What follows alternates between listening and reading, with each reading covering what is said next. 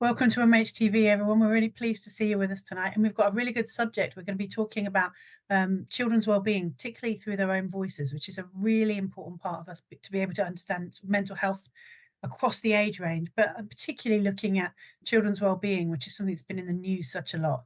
So we're really hoping that you'll have lots to say on this subject. And so that you can join in, let's go over now to Dave so he can tell you what you do. Dave? Yeah, thanks, Nicky, and hi, everyone. It's great that you can join us. So just as always, a few different ways you can join in tonight. The first is on our Facebook live feed. All you need to do is head towards the right of the screen, and there's a place for you to type in any comments or questions that you've got. The alternative option you've got is over on X, and all you need to do is with your post, include the hashtag MHTV, and we'll be looking for that throughout the episode and be able to bring in any comments or questions from there too. But without further ado, Nicky, straight back to you. Absolutely. And we welcome very much today Dr. Michaela James. Can you tell us a little bit about yourself and how you got started in this field, Michaela? Of course. Thank you so much for having me. So yeah, as Nicky just mentioned, so I'm Dr. Michaela James. I'm a research officer at Swansea University. My specialism is children's health and wellbeing, which is a really broad umbrella term for lots of different things. So I tend to work on the nicer side of wellbeing, so providing lots of recommendations, look at what makes children happier and healthier. So anything that kind of contributes to that is my work area, basically. My personal interests and something that I try and push a lot through my research is play and physical activity. And then that's kind of like bundled up really nicely by trying to co-produce and involve children as much as I can within that research. So it spans from, year 4 in primary school, so 7 years old, all the way up to kind of 16, 17, 18 and beyond. But yeah, co-producing that with young people, giving them a voice, letting them have their say, kind of in line with the United Nations Conventions on the Rights of the Child, which says that we should be giving them a voice on matters that affect them. So that's what I try and do as much as possible. So that's me in a nutshell.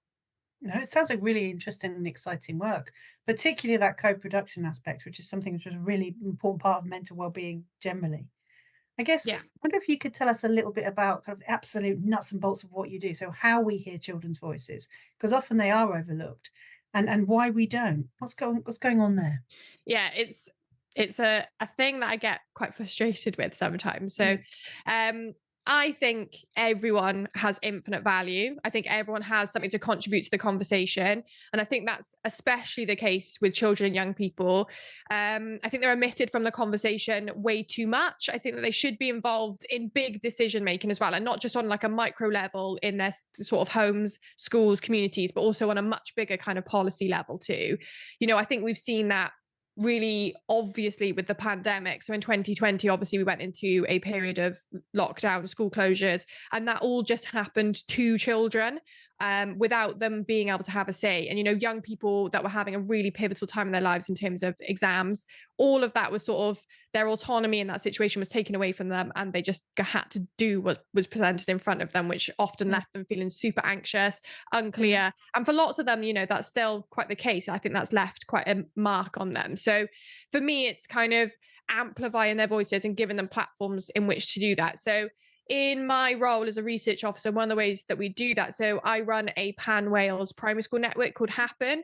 So Happen works with schools across Wales. So years 4, 5 and 6 can take part in Happen. They can complete a health and wellbeing survey. And the key part of that is that it's self-report. So basically all children have an opportunity to say how they feel about their health and wellbeing. And then at the end of that survey, they've got an opportunity, this open-ended, for them to say what would make them happier and healthier. So they can put as much detail in or as little detail, and that kind of helps us capture children's voices around their own health and well-being, but also trying to give us some recommendations for the future as well. So that's kind of how we do it on a big scale. So we do that across Wales. I think that's around about 40,000 responses strong now. So we've got a really, really strong data set there that's quite powerful in raising the volume on children's voices. And then we do it on smaller levels too. So for example, I run a young person's research group that's working in a school at the moment in Swansea, and that kind of helps young people be involved in research, setting priorities, telling us what's really important for them, and that also gives them an opportunity to feedback. So young people are some brutal critics, and that's what we really need in this space, because we take them sort of like our advertising campaign, our recruitment campaigns, we take them some of our dissemination materials, we give them to them, and then they basically say, this is trash, start again. But it gives them an opportunity to kind of really embed themselves in the research, and for lots of them that helps them kind of understand why we're doing this research and what matters to them. So that's kind of, I'm trying to think if there's any more examples that I've missed, but a lot of the time it is basically going out and speaking to children and young people. And we do that in a variety of ways. So we have had the young persons research group, but we've done it in research projects before, where we've just kind of sat down with young people or given them opportunities to speak to us online through surveys, or through face-to-face conversation. But that ethos is really clear through lots of our research. So even projects that I'm not overseeing, it's something that we do within our whole national centre, basically, that we try and promote this kind of ethos of co-production, or at the very minimum some sort of involvement. So, you know, where we can't co-produce projects from start to finish, there will be some involvement at some points. That might just be kind of looking over something for us, or reading something, or helping us plan. So that's the biggest way that we do it, and how we hear children's voices. I think the second part of your question was why we don't. I think there's a lot of resistance around why we don't get to hear from children and young people. I think there's two approaches. I think there's a very ageist approach to it. So the idea that because you're an adult, you have the final say, you are more worldly, more knowledgeable, more experienced. So you don't need the opinion of younger people, because you know. So you don't want to hear that. And I think the second thing is fear. I think a lot of people are scared of what young people are going to say, because more often than not, they're going to tell the truth. They're going to tell you when you've got it wrong. They're going to tell you when you've got it right, absolutely, but they will not be scared on telling you when you got it wrong. And they provide some of the best solutions to problems that adults overcomplicate. And I think adults are very scared of hearing that. So I think that's twofold on why. And they just don't get the platforms to do it. I think as well, there's something in kind of society as well, in the way that young children and young people are problematized. Seen as like a real social ill, instead of like just people who are not as old as other people. It's really bizarre. So I do lots of work around physical activity in teenagers. So I ran a project that finished just before the pandemic, actually, where we looked at empowering young people to be physically active by making their own choices. We gave them activity enabling vouchers, and they could go spend them on whatever they wanted to. And there was so much demonization of young people within that project. So young people were constantly telling us that they don't feel welcome, or that they're being constantly asked to move on. The idea of them hanging out is terrifying for people. And then when you speak to people in the community, they're like, oh, it's just because, you know, they're gonna vandalize stuff. They're going to swear, they're going to be antisocial. And I'm like, well, they're only kind of engaging in this behavior because there's nothing else for them to do, because you refuse to provide safe spaces for them to hang out in. Youth clubs have been completely defunded. I don't really know of any that are existing very well at the moment, or are not feeling the crunch of lots of cuts. So, you know, there are reasons why this antisocial behavior happens, but people just think it's just young people, and that they'll always do it. But yeah, you're totally right. They're just seen as a problem, which is really frustrating. I guess none of them suggested national service. Yeah, funnily enough, that never came up, interestingly. Wondered. Just figured they wouldn't. Another thing I think that I'm quite curious about is, it seems, I get how when children are a bit older, or young people are a bit older, you can do surveys, you can do that kind of participative stuff with them quite simply. But how do you get voices of children who are much younger, on the younger scale of the group that you were talking to?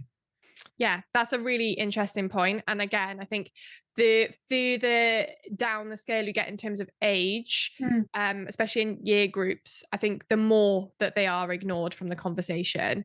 So we work with years 4, 5, and 6. So that's year 7, that's 7 years old and above. We would really love to do work younger. And I've been involved in some conversations recently with some funding around how we work with that younger group. I think it's just more about being creative in how you do things. So, you know, conversations don't always work. So you just have to think outside the box and think more about how you're going to approach things. Happen is a survey, and it works really well with those 7-year-olds to 11-year-olds. And they love the opportunity at the end where they've just got a free form text box and they can just fill it in. But with that survey, we've tried to work with young people as much as we can to make the survey appealing for that age group. So lots of pictures, lots of ways in which they can kind of click buttons and make it fun, and you know, given the opportunity to be like, you can say whatever you want, it's not a secret, like just say it, just, you know, don't hold back, like tell us the truth, like kind of those opportunities that they don't necessarily get. And lots of schools have been really creative with how they embed that as well. So, you know, in Wales, we've got a new curriculum. Health and wellbeing is a really key focus of that. So they've been tying it up with health and wellbeing projects. And I think that's worked really, really well. But essentially, I think it's just always about being creative and just admitting that you're not always the expert. So sometimes you have to be like, okay, I want to talk about this, but I don't know how to bridge the gap. So speaking to young people and be like, right, okay, how do we do this? How can we work? And, you know, being able to do that. I've worked on a project that used Minecraft, and that was amazing. So we used Minecraft to be able to design your perfect community. And they did really that. Smart. It was amazing. It was so cool. But even in that, so it's just a bit of an anecdotal story, but we let them have free reign on Minecraft and just say, like, look, create your perfect space. Like, what does the perfect community look like where you can do whatever you want in it? So obviously they start, you know, building on Minecraft, and it's really impressive to watch because they could do stuff in like 1 second. Really fast. Yeah, it's amazing. So some of them are putting up shops, some of them are creating parks, and they're doing all this sort of stuff. And then, you know, there are a few groups that are like putting in waterfalls and all this amazing stuff. And you can see that there's some adults being like, well, we can't put a waterfall in the middle of that park. It just doesn't work.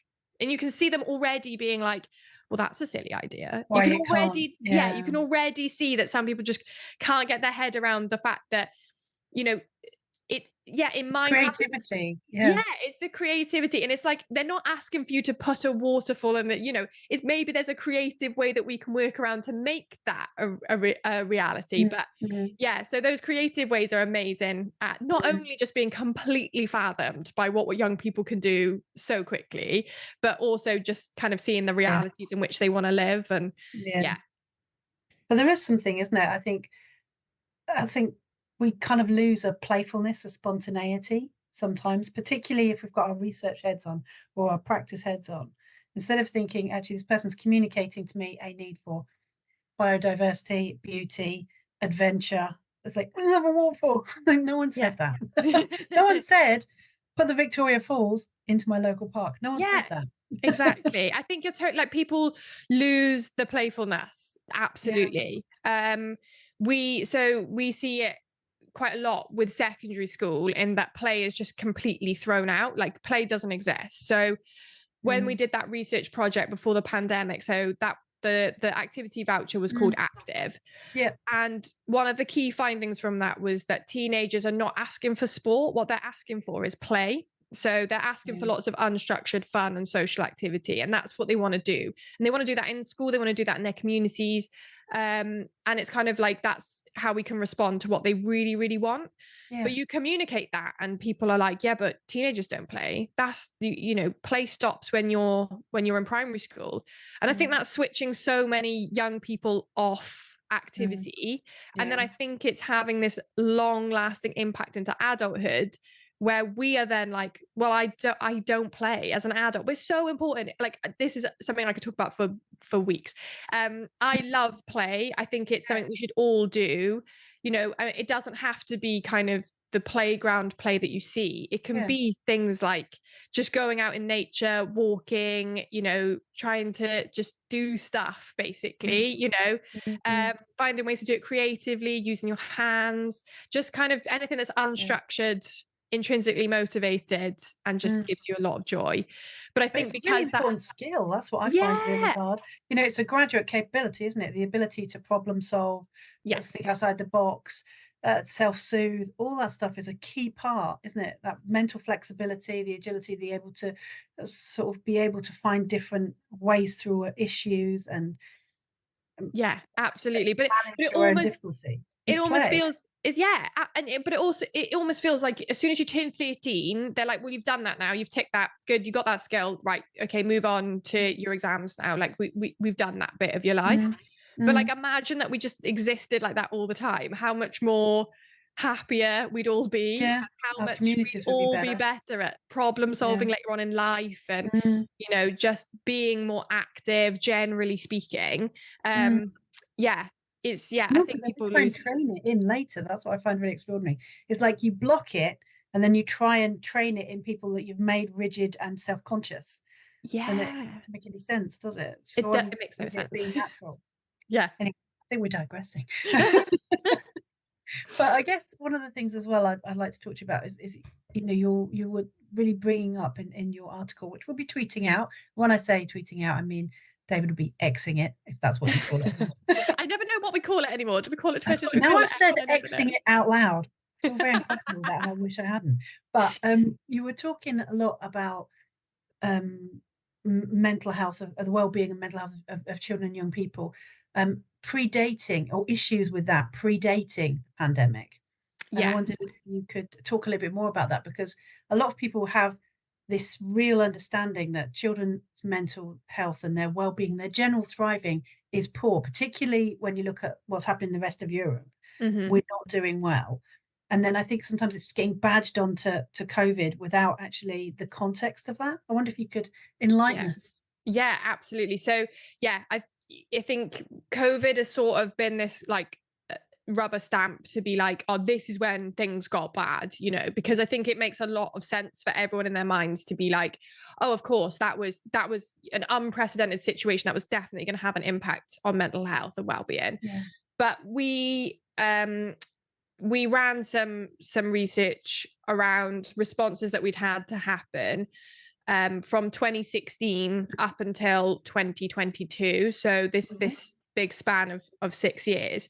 And what we were finding is that the decline already existed even before COVID. So we were seeing sort of various things had already sort of started observing this trend. So things around kind of emotional and behavioral difficulties. So that's kind of a marker for mental health and well-being. We were seeing that was actually increasing. Those difficulties were increasing pre-pandemic.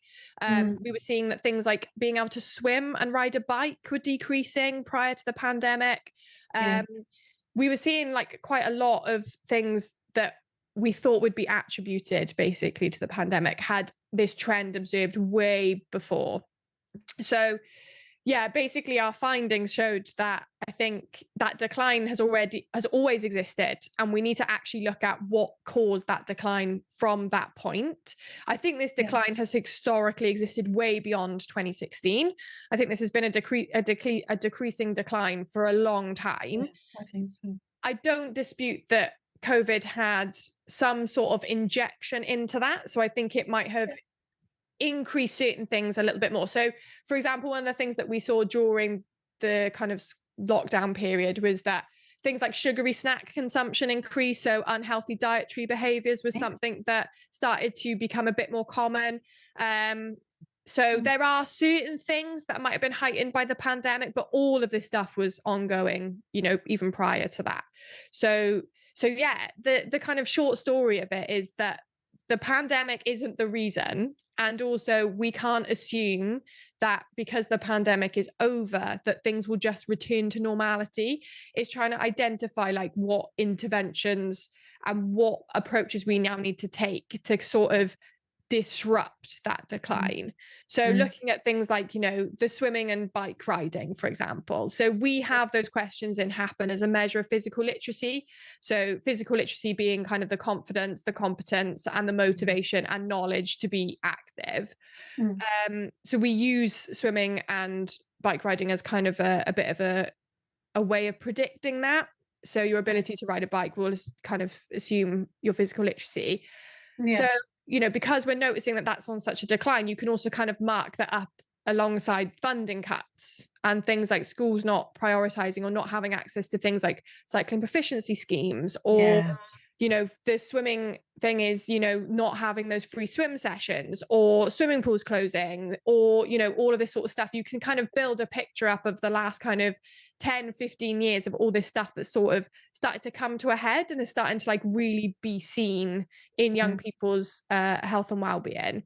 And yeah, we've also had some really crazy kind of policy shifts. So, you know, Brexit, the cost of living crisis, an upcoming general election, you know, all of this stuff, I think, has carried a lot of weight for young people. Well, it makes it really hard for people to plan as well, doesn't it? And to have that space. I think you're right about kind of COVID ripping the covers away and showing what was underneath, rather than it being in itself a problem. That's such a good way of putting it. I think that's creepy the best. Again. I don't know why I went there. That was like the best articulation of that in like a really quick summary, was that, yeah, I think it has sort of ripped the cover up. It's sort of ripped the plaster off and been like, there's a problem here. And we're just highlighting it with the pandemic. But absolutely, I think, you know, we're just showing that for young people, we're not bringing them up in environments that are conducive to being happy, healthy humans. So there needs to be something done. Yeah. Dave, I think, has got some questions, so we'll go over to you next. Yeah, just listening to that point on swimming and cycle riding, I suppose, is it kind of like a proxy measure, or is it a kind of a true measure? So, for example, you're the Prime Minister now. Are you going to say that all children will get free swimming lessons and free bike riding lessons, and then that will solve the problem that you're kind of uncovering? Yeah, so we're saying that it's a kind of a proxy. So it's an indication of how many children have those skills as kind of a measure of like fundamental movement skills and things like that. Obviously, that's quite a crude measure in terms of there are lots of other ways of looking at physical literacy, but it's one way to kind of capture it. So I think there is kind of, there's a lot to unpack with that. And I don't necessarily think that investing more in swimming and cycling, those two things on their own would fix the situation or fix that decline, but definitely investing more in kind of stuff that maybe is not traditional sport. So it's stuff that's a bit more fun, a bit more free, less rules, regulations, that are kind of core skills that are translatable. You know, I'm from Swansea, so being able to swim is not just a skill to just be able to do in the pool, but it's actually an essential, like, life-saving skill. We live on the coast, so being able to swim for lots of young people is a really essential skill. Yeah, so stuff that's translational across the board. So yeah, more investment in stuff like that, really. Brilliant. And I suppose, you know, we've mentioned politics a few times there. I'm sure you've pored over the manifestos of all the major political parties. Was there anything that's been mentioned in any of them that you kind of thought, oh, actually, that political party's getting this? Or do you feel it's kind of like bereft of any hope? Oh, that's such a good question. I don't think we're bereft of hope. What I think is the issue is that lots of people think that children's health and well-being will just be fixed with interventions and will just be fixed. So I think lots of parties are proclaiming lots of different ways of doing that. So different ways of investing in certain services, you know, greater investment in education in some spaces, a greater investment in teachers that will help improve it, stuff like that. So you can kind of see the pros and cons for all of those, but ultimately none of them are saying, actually, we're going to give children a platform here and we're going to kind of embed children's voices in what we're saying, or we're going to kind of take more note of what has been said, and where we're actually not doing so well, we're going to try and pick up a little bit more on that, because as much as I'm seeing investments in education and in schooling, does that mean it's based on qualifications, or does that mean it's an investment on the actual kind of social development that schools can really help with? So I guess that's, funnily enough, quite a politician's answer to that question. But yeah, I can't say there's been a standout for me. But yeah, I'm an incredibly like blue sky thinker in that I'm like, yeah, we should just have children running the country. Like, is there a party that we can put in place that's like children and young people and they can help? Because I honestly think at this point, that might be an incredibly viable solution. Yeah. And I suppose it's interesting because I'm getting quite old now. So I remember when, we had a Department for Children, Schools and Families in the UK government. And, felt that actually there was a kind of a focus away just from educational attainment being the true marker of how well we were doing as a society for children. And I think that when we moved away from that, and certainly over the years of the Conservative government that we've had, we've lost that focus. It's been more on, let's teach people facts rather than let's support people to get skills and that kind of thing. And I think that's really unfortunate. I suppose just kind of like, how do you think we can help to get that voice of children there? So I know one of the things that's often kind of spoken about from some organisations is, well, if we had a minister for children, it'd solve everything. Kind of, do you feel like that puts a step forward or not so much? I think we can have those people in those positions. So for example, we do have like a children's commissioner for Wales, we have a children's commissioner for England. We have people in those spaces, but it's then who's listening to them and exactly what I think you've just articulated really well is the idea that we did used to have kind of departments and divisions that are looking at how do you holistically help people to be happier and healthier, completely removed from how well they're doing on a kind of grading system. We just want to see if they're just happy, and we're just trying to support the individual. We're just trying to make sure that people have equal and equitable access to things, and we're just trying to create a world where that's kind of our ethos. And I think if we moved towards that, there is lots and lots of evidence that suggests that happy, healthy people learn. Happy, healthy people want to thrive. Happy, healthy people want to go and independently explore the world for kind of whatever interests them. So, I think that's the kind of model that would work a lot better. Absolutely.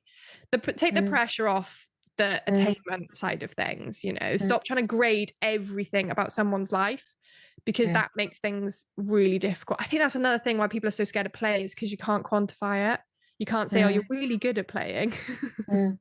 But you're right, it actually maps over. So when you look at which school kids are doing the best in the end anyway, they're the ones who have had the most emphasis put on their flourishing, not on constantly testing them. That it's really obvious, isn't it? I think it's Finland, I want to say, does really well. I was going to say Scandinavian countries are very good at this. Really, really good.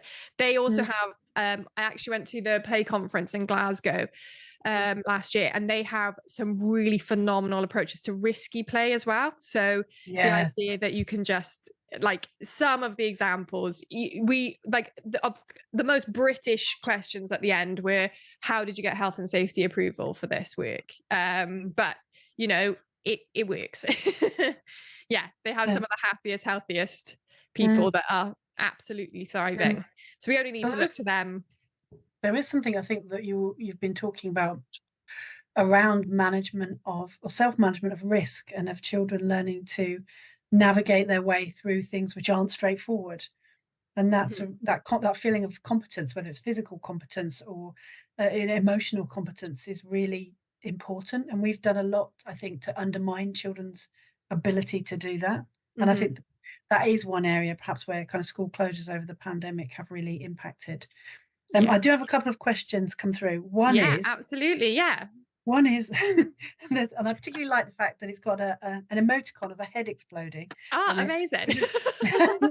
Now I'm nervous. No, I'll just read it out from Snapchat. And it's basically, to paraphrase it, it's actually asking about how on earth you get ethical clearance to do research with children and young people when they're already seen as such a vulnerable group.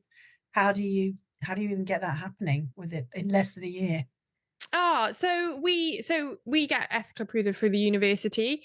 It is a really rigorous system, but Yeah. you know, the kind of the projects that we run have been running for a long time. They're well known within the university. We have really good we have a really good reputation as well within the university for that, and outside of the university. But we work really, really closely with data protection teams in the university. We work really closely with GDPR teams. We work really closely with lawyers, people like that, just so that we can make sure that we have everything in place. And the other thing as well within that is that we co-produce all of our kind of information sheets, consent forms, things like that, just to make sure that they can be read by a variety of audiences. And that also really helps with our ethical approval. So we don't do anything unless we have the green light from the ethics board. But yeah, it's not necessarily the easiest process by any means. I think that's what that person was alluding to, like how on earth do you do it? So yeah, it is a process that can take a long time, but you know, we're now really fortunate that we've spent the time doing that. And now we're in a position to kind of collect that data and be a continuous kind of cycle of research and things like that. The next question comes from somebody who's got boys and girls as children. And they're saying it was much easier to keep their son physically engaged in activity for longer than it was their daughters. Do you have any thoughts on that? Yeah, so it becomes really gendered really, really quickly, whether that's in school or in communities. So you can already see that from a really early age, and it's through no one's fault, but societally, we are just kind of conditioned to push boys into kind of rigorous, roughhousing style play, and they can continue to play for as long as they want to. But with girls, we have kind of a more caregiver sort of role. We tell them to be a bit more sedentary, a bit more careful. They become quite maternal from an early age, or you must look after the boys and all this sort of stuff. And you can see that in the way that it manifests in people's languages, the way that schools deal with that. Now, my perfect system is just that we just treat everyone the exact same and everyone gets the same opportunities. But yeah, I think it's a real shame that it's not necessarily our fault, but there's a lot of stuff we can do to combat that. But girls kind of have play removed from them through language, through kind of the models that they see in their lives. It gets removed really, really quickly from them. And we also have things around body image, the way that girls' bodies are stigmatized so heavily from an early age. Things like periods are just completely spoken about in the wrong way. So you can see why they switch off. Problematized, aren't they? The whole thing's problematized. Absolutely. I can't go swimming, or all the kind of weird stuff, you know, that comes across. And also, I think even getting changed in shared changing rooms when some people have got boobs and some people haven't still. Yeah, really high stakes. I just think the way that it's kind of approached is just all wrong, really. You know, I think we see girls' bodies very differently to how we see boys' bodies. And again, you know, it's not necessarily something that we are consciously doing, but we are always kind of subconsciously feeding into those different narratives, that discourse, all that sort of stuff is just something that we are subconsciously doing. So, and that's not to say that huge strides are being made. There are some incredible people doing amazing work in the space of periods, period poverty, cycle education. It's amazing. But 90% of those conversations are only happening with girls in the room and not with boys in the room. And they should be happening with both in the room. And I think that would make a huge, huge difference. I think as well, the way, since I was a kid, the way that women's sports is changing as well. I wonder if that's going to start to make a difference when people actually do have role models they can look to. I hope so. I love the phrase, you can't be what you can't see. So for, you know, when I was growing up, I didn't really have any role models that were like, for me, I was probably, I think, one of the first generations of women that had access to kind of grassroots rugby. And I was playing rugby during university, but there were kind of like one or two people in that space that were kind of trailblazing and really standing out, but there wasn't a huge, but now we have like it broadcast on TV, and we have, you know, really accessible ways that we can engage with those role models, and that we can see those role models too. So even in my lifespan of not very long, but even in my lifespan of engaging with sport and then seeing it from an outside perspective, I think we are making really quite good progress quite quickly. But that's not to say that we've fixed the problem on any level. So I think that kind of takes us up to the kind of COVID experience. And I know that you had done some research or some work around the impact on young people of school closure. I wonder if you could just tell us a little bit about that, and then we can move on to thinking about how we fix some of this stuff. Yeah. So the school closures work was really interesting. So we had a look at kind of the impact in school closures on kind of primary school age children. I think there's two different experiences. So the first experience is those that are more affluent, so less deprived, thriving, absolutely thriving during lockdown, more physically active, reporting that they were happier with their families, generally speaking, sounding like they were having a phenomenal time, during lockdown, but that is because they had the resources, the engagement, they had the opportunities. They're had access to gardens, access to outside space, parents who were likely to be able to manage financially during that time. Yeah. So, we have a whole group that actually shows that maybe if we invest a little bit more time in having parents that can work and have a life balance, they can spend more time with their children.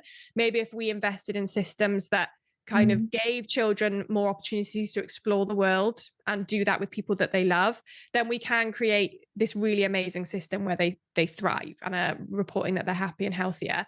The other story then is more deprived, less affluent children not necessarily having the same experience. So we're seeing a little bit less physical activity in that group. We're seeing a bit more unhealthy eating in that group. We're seeing less kind of perceptions of autonomy and competency in that group. That's probably just because it's the flip side of that, really. Less parental engagement, maybe, less access to resources and just not necessarily having that time. So there's kind of like two stories, really, which I don't think is going to be a surprise to anyone, but I think it highlights in two different ways how important schools are for children and young people. I think for more deprived children, schools are providing a structured system in which they can go in, they know they have access to good healthy food. You've seen school dinners but they're having access to kind of food, basically. So for them, that's a really important space to be able to do that. Maybe also they're getting more opportunities to be active in a structured way. So, you have your break times, you have opportunities to do that with PE. But then you also have the other side, which just shows that actually school sometimes is a little bit too restrictive on how much playtime they're giving. Those affluent children saying that they're more active would suggest that actually schools could do more to allow children to play a bit more. So, school closures having two different kind of impacts there. We did also some work with older children, so around secondary school, college years, and they were just reporting massive amounts of kind of anxiety, fear, uncertainty, mainly based off kind of exams and not knowing what the future held and not feeling that they were part of that conversation. So I think there was a lot to unpack with those school closures, and a lot of that is still being massively felt, definitely. It's interesting, isn't it? Because on one hand, it's given us some really clear insight into the importance of resources, the importance of how we support people, and also that what will happen if we don't. And in many ways, children's experiences there isn't any different from adults. Adults who are able to understand what was happening, have access to outside space, time to thrive, were able to manage things differently than people with no resources who were stuck inside, and frankly, situations that were dangerous at times. Absolutely. So what are the quick wins, the things that we could do or we could bear in mind to improve things? Oh, okay. So my first one is prioritize play wherever you can, whenever you can. You know, being able to access that kind of unstructured fun social activity is really, really important. And not just for young people. Like if you're an adult listening to this, go outside, be a bit more playful, go kind of be creative, go and do something that you kind of thought, oh, I really want to try that, but I'm not sure I'd be very good at it. Go and be a complete amateur at something. It is so essential for health and well-being. So yeah, prioritize play. If you're in a school, prioritize it more. Don't use it as a behavior management mechanism. Please don't take it away from children. Just try and give them way more opportunities. In communities, let children exist. Don't move them on, you know, try and create spaces that are safe and allow them to hang out and move and be active in those ways. So that's my first kind of one, prioritize play. My second one is give children a voice, give children and young people a voice. So platform them in ways that you can. If you are working directly with children and young people, there are so many ways that you could do this. It doesn't have to be them directly involved in nurturing a project from start to finish, but it can definitely be some sort of engagement or involvement where you ask for their opinions, you ask for their help. They can help you design stuff, they can help you word stuff, but yeah, they can also tell if you think something's a bad idea or not. But I think, you know, I guess the biggest takeaway I could give someone is if you're unsure about what to do next, go and ask children and young people, because more often than not, their solutions or their problem solving is some of the simplest, cheapest, and kind of quickest to implement. So yeah, that would be my how do we move forward takeaways. I like that. It's really precise. I was expecting you to go, oh God. You're like, no, here's some really good options. It's because all the time I feel like I just say the same thing over again. Play more, listen more. Like I feel like that's the same thing. And I guess under that caveat as well is, you know, if you're an adult listening to this, remove your ego, just kind of put your ego to a side, just admit that you don't know the answers, admit that you're not the expert, and go seek advice from people who are. And if you're working in spaces that are looking at health and well-being, more often than not, it is young people who are the experts. So yeah, just let them have a say on topics. Like that. So let's go around and check. Dave, is there anything you wanted to add or finish up with? Because we're going to end up soon. I suppose just a reflection, really, you know, listening into the conversation tonight. I think one of the things, being a parent myself, is that kind of the guilt that you have as well. Kind of, you know, you kind of know probably what you should do, but not always being able to do it. And I think that's difficult. And I suppose, you know, that kind of thing about how as health professionals can we give, you know, parents the space to develop some of these skills that actually maybe they, you know, find it difficult, you know, that kind of thing. And sort of as I've been kind of thinking that, I reflected on about a year ago, went to Lego House in Denmark. And it's really nice that, you know, you can go to that space where everyone's playing alongside each other, you know, and you kind of see it where the joy in people's face isn't sort of proportional to their age, you know, it's kind of across the board. And I think it's a shame, isn't it, that often as a society we kind of shift away from that importance, that, you know, we don't sort of see the benefit from it, and I think that's a shame. And I suppose the other thing is the bit about, you know, being quite pleased that I'm involved in some community stuff around physical activity for children. And actually, you know, one of the real important bits for me in that is trying to make sure that, you know, children from groups that don't often engage in the physical activity that we do, trying to get more people to come to it. So you know, that's just something else I've been thinking about as you've been chatting. But yeah, it's been great to listen along. Oh, good. I'm so glad. Is there anything you wanted to finish by highlighting, Michaela? Anything? I mean, obviously we'll be tweeting out your work and things like that, but is there anything else that you wanted to bring attention to finish? No, I'll leave you with a quote, which I need to find out where the source quote is, but basically it says nothing about us without us. I think it's a really good thing to underpin all of the stuff that we do. Yeah, very important, that idea about co-production, really good. So we'd just like to thank you very much for being our guest today. It's flown by. Thank you so much, Yeah, it's gone Michaela. really It's been fast. lovely talking to you. We're on a break for a little while, but we'll be back shortly with new guests for the autumn term, really. So thank you very much, everybody, and wish you a good night. Night all. Thank Night-night. you. Bye.